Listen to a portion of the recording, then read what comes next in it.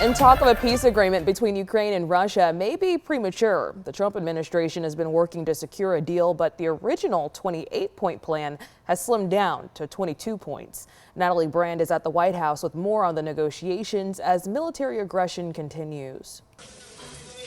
Firefighters rushed to evacuate families to safety after Ukraine says a new wave of Russian attacks targeted residential buildings and energy infrastructure.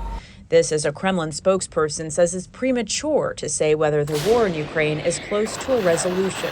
It's a long, complicated process and very sad because so many people have been killed. President Trump said his team has made progress in talks with only a few remaining points of disagreement. What kinds of concessions are the Russians going to have to make?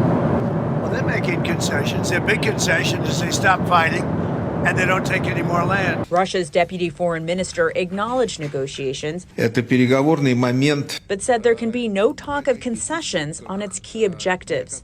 President Trump is sending Special Envoy Steve Witkoff to Moscow possibly next week and says Army Secretary Dan Driscoll will be meeting with Ukraine. Ukrainian President Volodymyr Zelensky says he's counting on further cooperation with the U.S. We are ready to move forward together with the United States of America with personal engagement of President Trump. The fast-moving negotiations come as Special Envoy Witkoff faces new questions after Bloomberg News obtained what it says was an audio recording of Witkoff coaching a Putin aide on how to talk to President Trump. Witkoff has proved to be quite pro-Russian.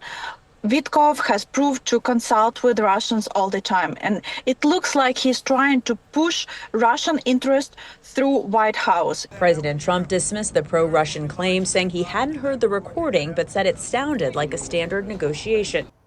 Now, the Kremlin responded to the Bloomberg report, claiming the leaked audio was an attempt to sabotage peace talks.